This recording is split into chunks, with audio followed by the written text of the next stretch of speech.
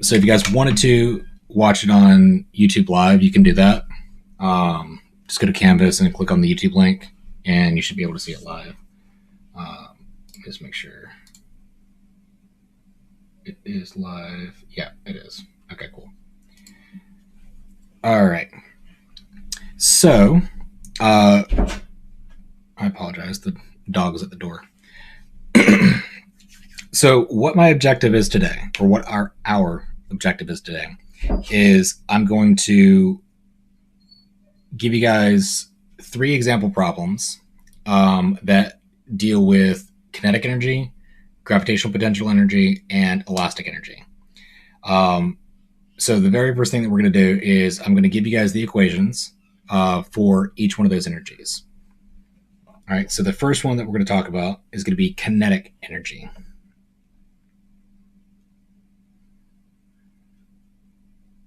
All right, so kinetic energy looks like a capital K with little things. I don't know what to call them. So it's a weird looking K. All right, so the first equation is going to be 1/2 times the mass times the velocity of the object squared. So that's going to be kinetic energy. And then gravitational energy, or gravitational potential energy, grav. So it's going to be U grav. And that's just going to be the mass times the acceleration due to gravity times the height. And then lastly, we have the elastic potential energy.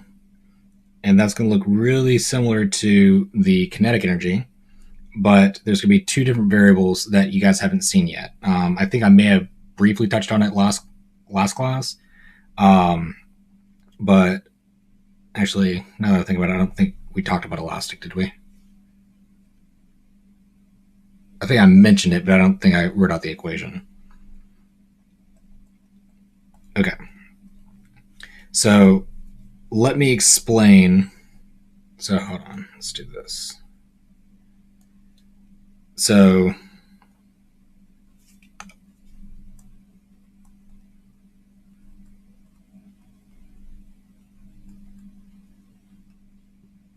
M is going to be mass, and that's going to be in units of kilograms. V is going to be velocity, and that has units of meters over seconds. All right, Caesar's here.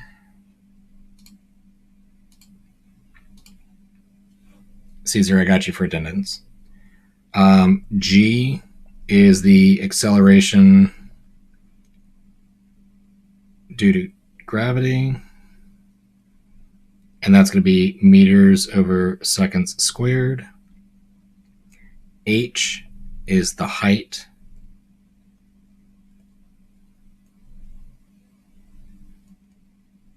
The ground. And that has units of meters. And then we have a lowercase k.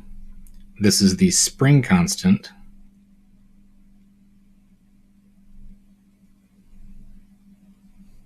And that has units of newtons over meters.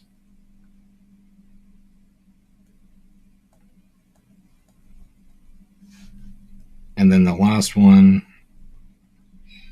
is going to be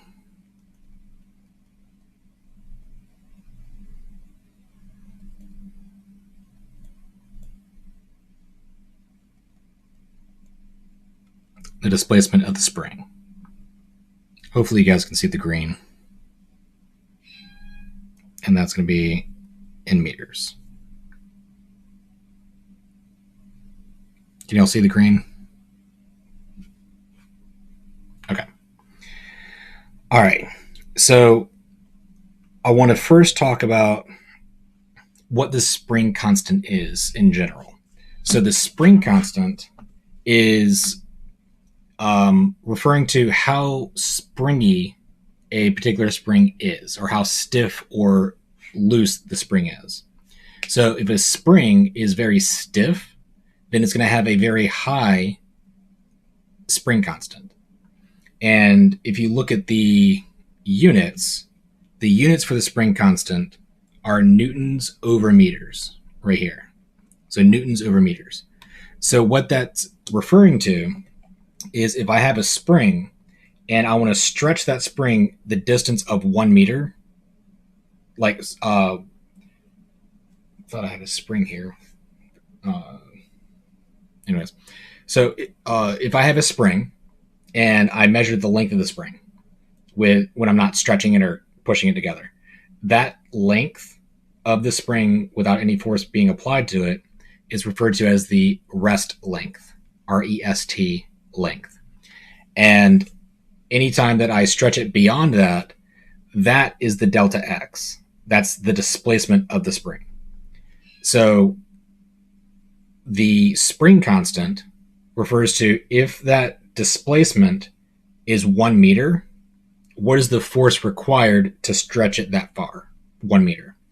And that's how we get the spring constant. So if it's a very loose spring or very not strong spring, then it's not going to require a lot of force to stretch it a meter. But if it's a really stiff one, it's going to require a lot of force to move it 1 meter or to stretch it 1 meter. That's all the spring constant represents. Now, the delta X is the displacement of the spring. So if I've got a spring like this, and I've got like a little thing on there, and I want to stretch it, the spring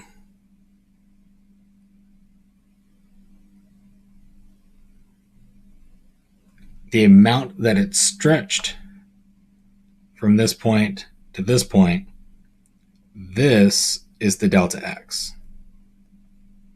So how much did it stretch? That is what this is referring to, the displacement of the spring. Cool? Any questions so far? Alrighty. So now that we've got the basics down, I want to go through an example. And I'm going to do an example for each one of these, and then we'll call it I'm going to go through an example of all three of these, and then I'm going to kind of give you guys some insight about what the assessment for this material is going to look like. So it's kind of like a little preview of what the assessment is going to be. Okay. All right. So the first example is going to be kinetic.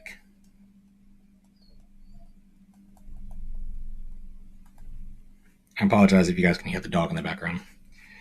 All right. So the very first problem, we are going to have a little car.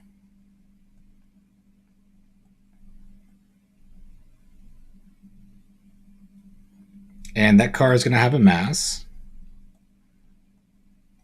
represented by m. And it's also going to have a velocity v. All right. And my objective for this problem is to figure out what is the kinetic energy of the car. So the value for the mass, I'm going to say it is 1,500 kilograms or 1,500 kilograms. And the vehicle is traveling at 40 meters per second. Are we tracking so far? So if I wanted to figure out the kinetic energy of this car, the equation for kinetic energy is 1/2 times the mass times the velocity squared. Now, I don't have to do any algebra because I'm given the mass and I'm given the velocity. So all I have to do is literally just plug in the values. And put the 2 back on there. There we go. So the kinetic energy, 1/2 times the mass times the velocity squared, and then whenever I plug in values, I put the parentheses there to make sure my arithmetic is good. So the value for the mass, and just kind of break that up a little bit. So the value of the mass was 1500. The value for the velocity was 40. So if I plug in those values into my calculadora, I got 0.5 times 1500 times 40 squared, and I get 1,200,000.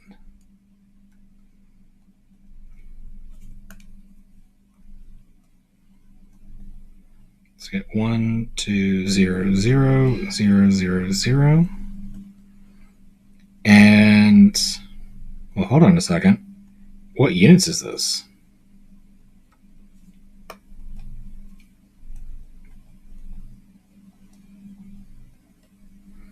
So we haven't discussed what the units are. So let's kind of figure out what these units are supposed to be.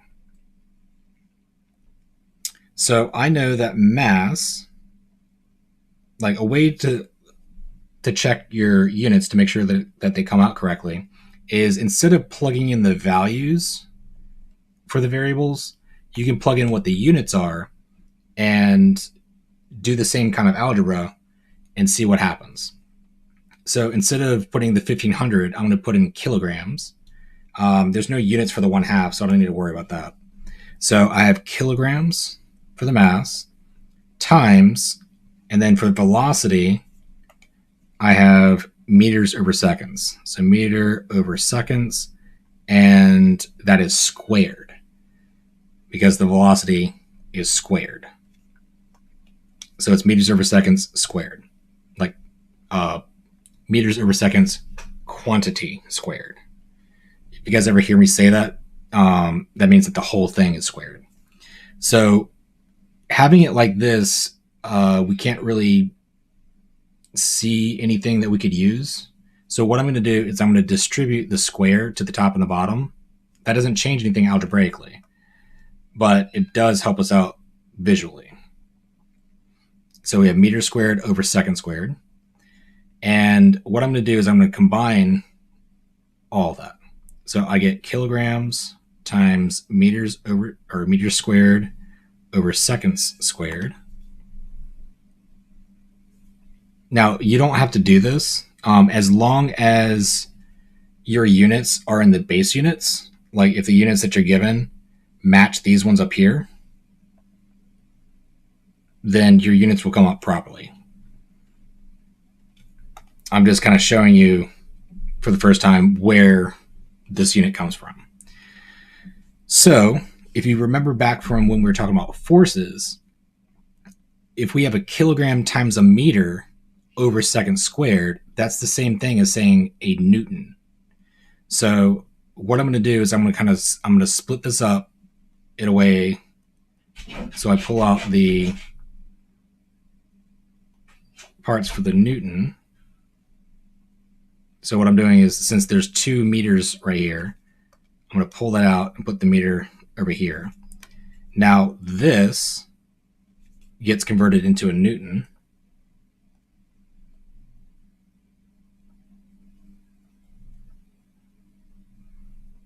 And then I've got the meter there.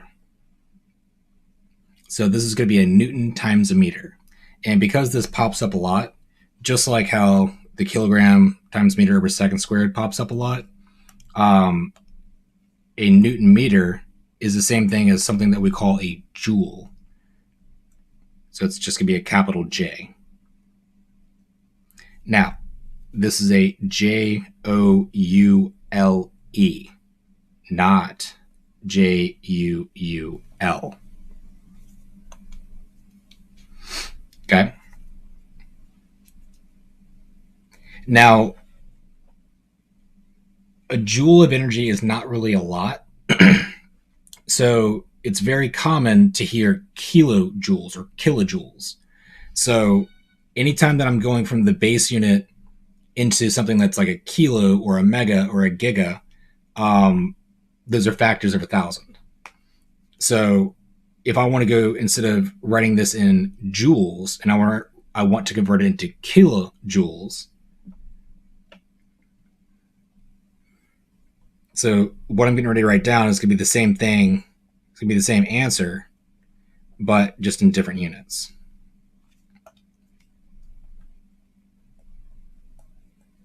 So 1,200 kilojoules. Make sense? So that's how much energy, how much kinetic energy the car has. And when I give you guys a problem, I will explicitly ask for it to be in joules or kilojoules. So that way, well, so when I go from gram to kilogram, the K, the kilogram, that is representing the extra zeros. So if I've got 5,000 grams, that's the same thing as saying 5 kilograms. The kilo means 1,000. Cool. So it would be 5 1,000ths of a gram, or 5 1,000 grams. That's the same thing as saying 5,000 grams. So this is saying 1,200 thousandths of a joule. So 1,200 of the 1,000 joules. Same deal. All right, any questions?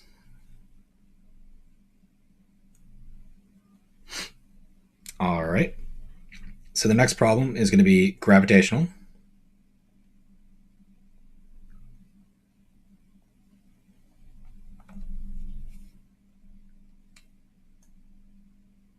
So if I've got somebody that is standing on a building, and they've got really long arms, and they're holding a box.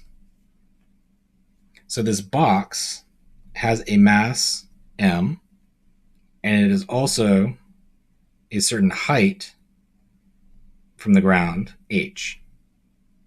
And my objective for this example is to figure out what is the gravitational potential energy.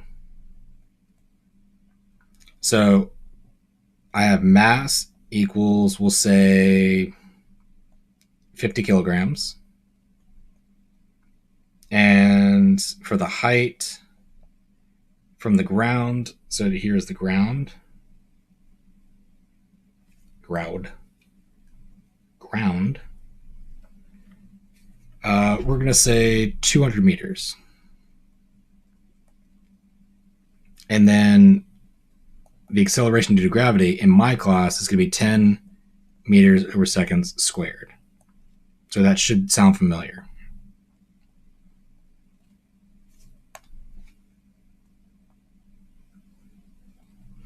All right, so the equation, excuse me, for the gravitational potential energy is going to be mass times gravity times the height from the ground.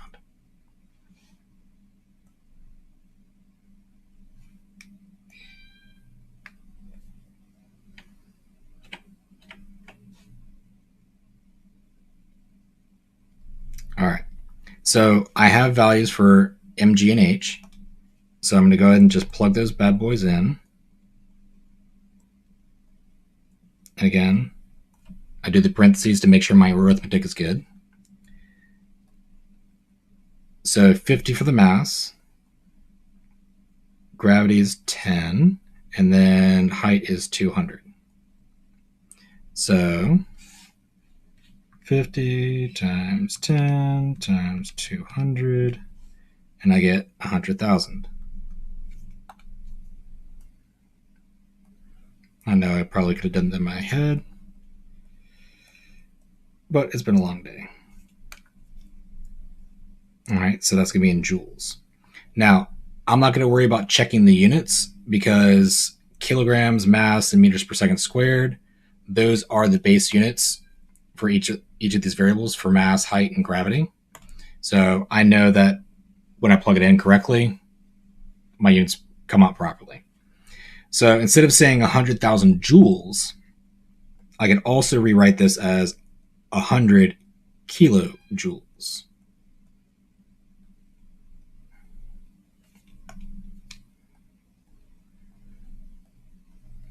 Any questions about that? Pretty straightforward, right?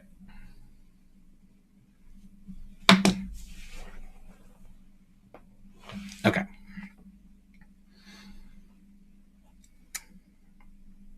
So that's dealing with gravitational potential.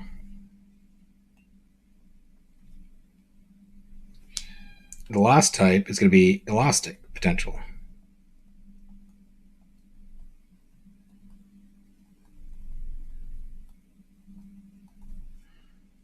Okay.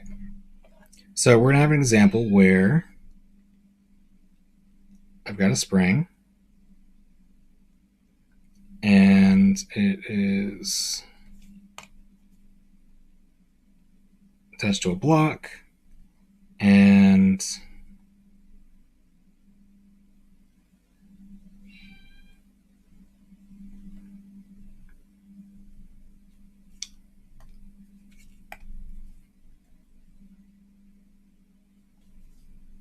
it's like that. So this is when it's at its rest length.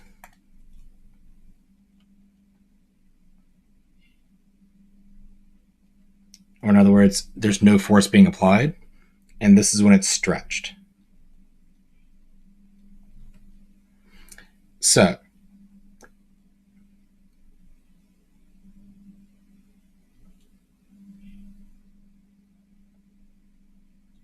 the distance from the rest length to the new length, that is my delta x. That's the displacement of the spring.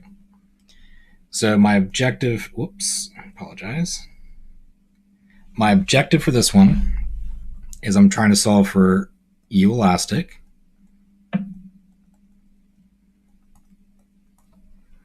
And to solve this, I need to have my spring constant. And I also need to know how much the spring was stretched out. So the spring constant, we will say, is 800 newtons per meter. And we're going to say that it was stretched 0.7 meters. So usually springs don't stretch a lot. So for this example, I've kept the units as meters. Typically, with problems like this, you will see it as centimeters or millimeters. Excuse me. So in the event that you have that, where the units for the delta x, the displacement of the spring, is not in the units of meters, you have to convert it into meters. So the 0.7 meters is the same thing as saying 70 centimeters or 700 millimeters. These all mean the same thing, but we want it in meters. Is that clear? All right. So the equation for the elastic potential is going to be 1/2 times the spring constant times delta x squared. So I have my spring constant and I have my delta x. So all I have to do is plug in.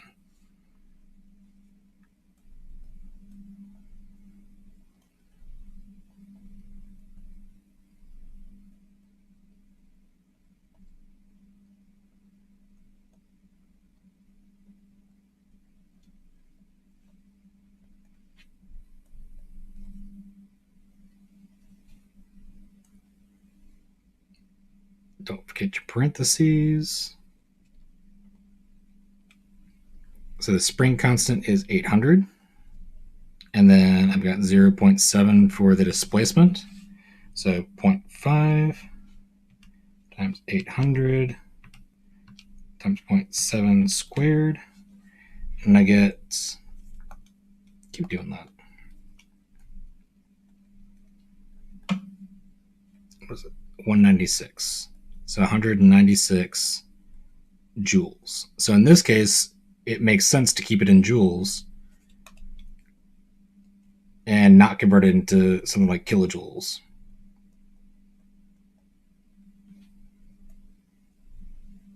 Cool. Easy peasy.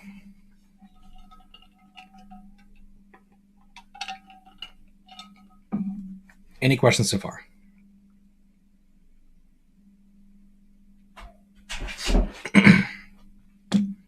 So, what we've covered, give me 1 second.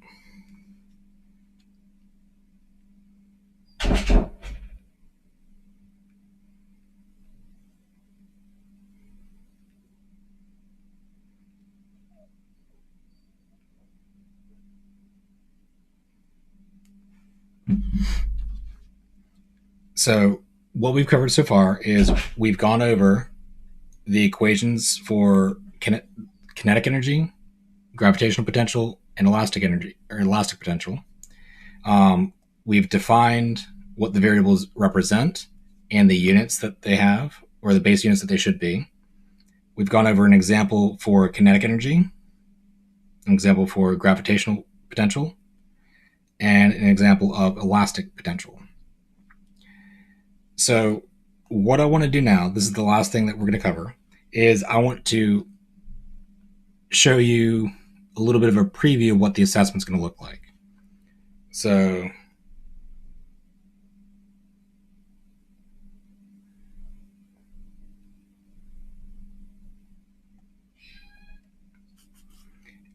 with the assessment, there's going to be a scenario, kind of like when we had,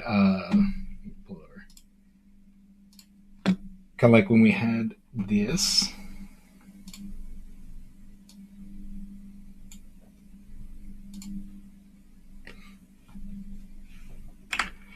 So it's going to be something similar to this, but instead of going back and forth, just going up and down the ramp, what's going to happen is we're going to have an object that is going to be up at the top of the ramp. It's going to travel down the ramp, and then actually, can I do this? Yeah, let's do this. So it's going to look like this.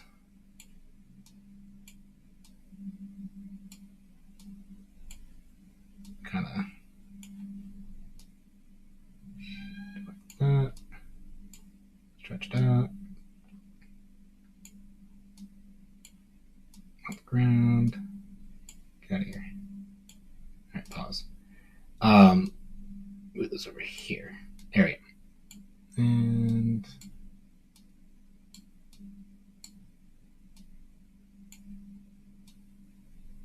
like that. Okay.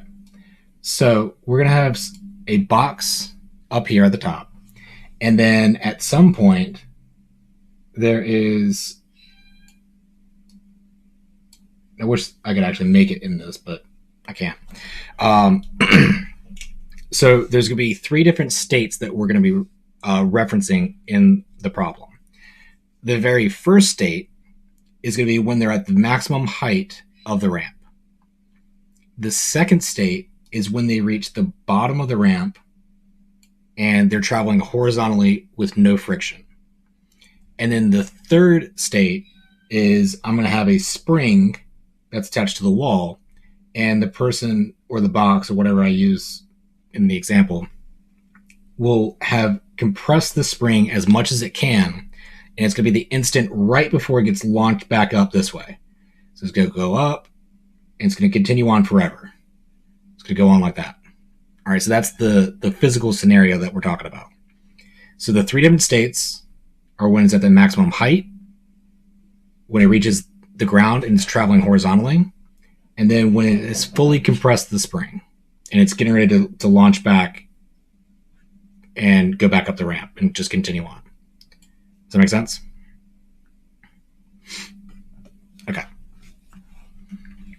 So it's going to look like this. Maybe not like that.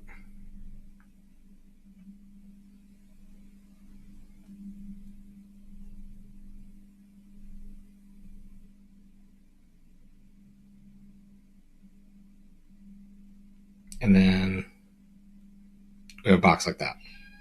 So we will have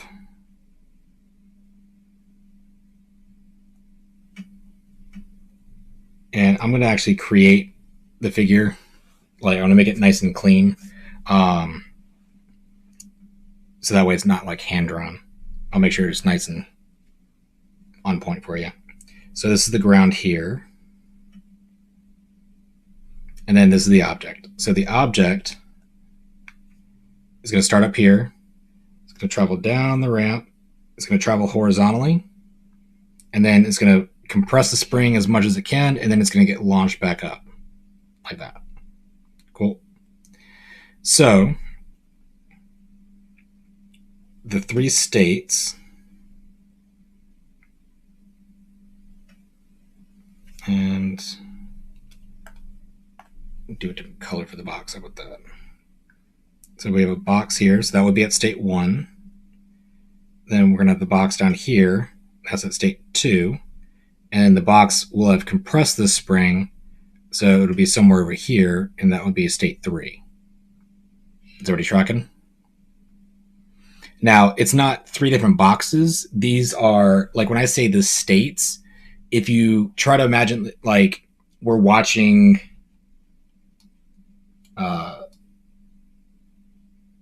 something like this going on, where we're watching the thing go back and forth.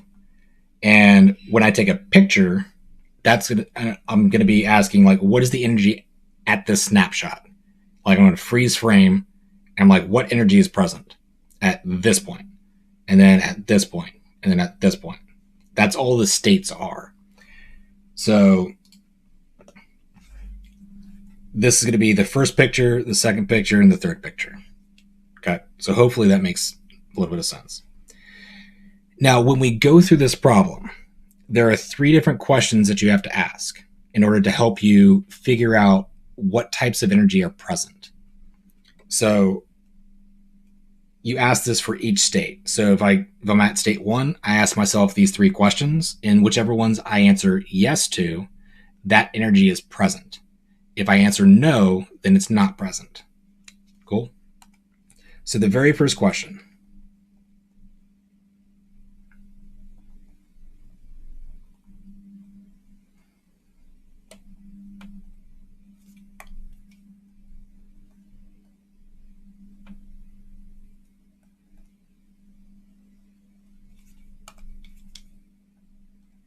Is the object moving, or does it have a velocity? So at state 1, this is the instant right as I release it. So would it have a velocity the instant that I release it? No. Good. It doesn't have enough time to start moving. So in this case, at state 1, it would not be moving. And this is going to represent kinetic energy, because kinetic energy is dependent on the velocity. And if there's no velocity, then there is no kinetic energy. All right, so the second question is,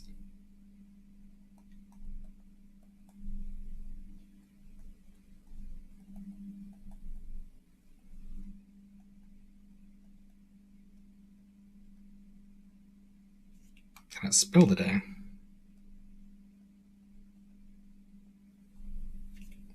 Or draw question marks. Is there a distance to the ground? This is referring to U-grav. Because U-grav, or gravitational potential, depends on whether or not there is a height to the ground. Like, is it able to fall? And then lastly,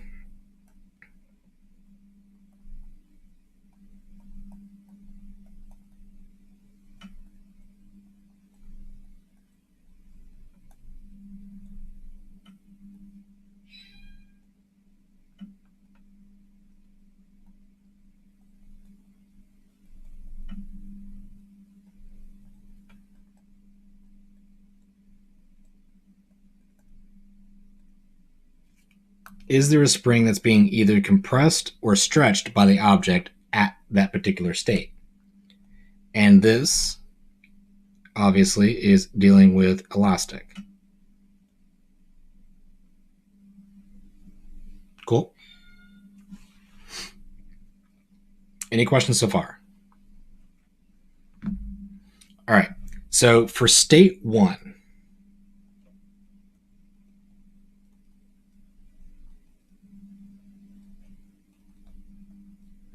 let's ask these questions to ourselves. At state 1, so this snapshot here, is the object moving? We've already just, we just discussed that it is not moving. So if it is not moving, we do not have kinetic. Is there a height from the ground? The ground is right here. Is the box a certain distance from the ground? In this case, yes, that it is. Yes, it is. Yes. It's been a long day. I'm sorry. There is a distance from the ground, so therefore we do have gravitational potential. So we have that present. And at state 1, the box is over here, and this number 2 and this number 3 don't actually exist right now. I'm just superimposing the 3 different states onto each other. When I make the figure for this, like when I make it nice and clean, I'm going to have 3 different pictures for the states. Okay, so that way you won't get confused. So at this point, the box is over here, so of course it can't be touching the spring, and it can't be compressing it, so we get big old goose egg for that one. So the only energy that is at state 1 is going to be U grav. So there's only gravitational potential present at state 1. Any questions? So hint, hint, wink, wink. I'm kind of explaining how to solve the problem for the assessment in the future. So if there's any confusion, this would be the time to ask. All right. So state 2. I ask myself the 3 questions again. Is the object moving at state 2? So that's going to be right here. So when it reaches the bottom of the ramp, does the object have a velocity? What do you guys think? Yes.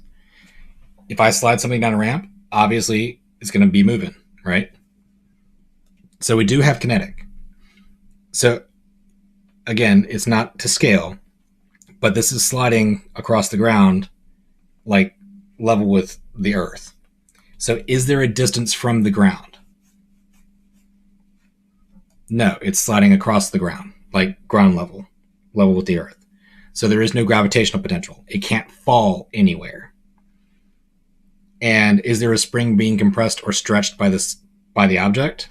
So it hasn't quite reached the spring yet. So of course it can't be compressing it or stretching it. So we get a big old goose egg for that one again. So the only energy that is present at state 2 would be kinetic.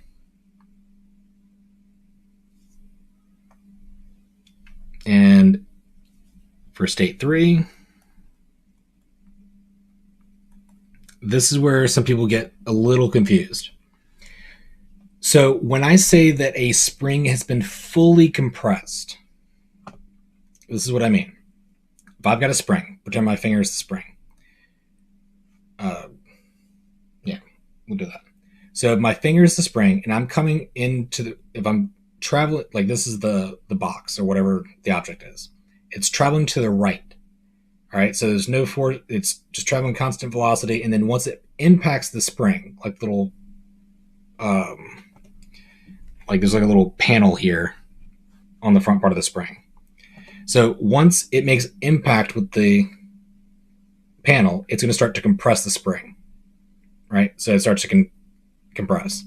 So the instant that I can no longer push it, I've compressed it the maximum distance that I can.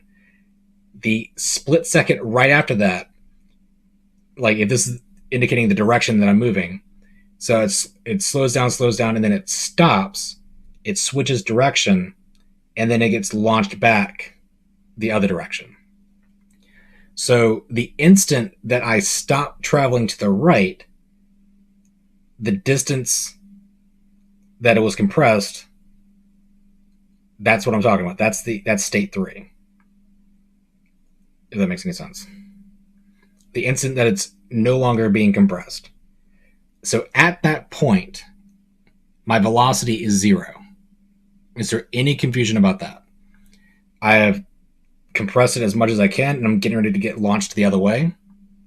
So anytime that I switch directions, like if I'm traveling forward and then I slow down to a stop and then I reverse, anytime I switch directions, if I'm traveling one direction and I switch to the opposite direction, at some point during that transition, my velocity had to have gone from positive, 0, and then negative, or vice versa, negative, 0, positive. But there's at some point where the velocity had to have been 0 to switch signs. So that's the instant that I'm talking about for state 3. So at state 3, the box was traveling to the right, and then the instant that it does the switch and then switches direction, that is state 3. So at that instant, I do not have a velocity. So there's no kinetic. It hasn't traveled vertically at all. It hasn't gone up or down into the ground. So there's no gravitational. And of course, there is a spring that's being compressed. So we do have elastic potential.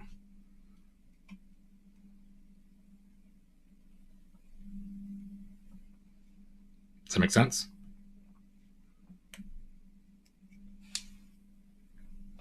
Okay. So when I give you guys an assessment, this is what the problem will look like. This piece here will help you out greatly. Hint, hint, wink, wink. Okay. So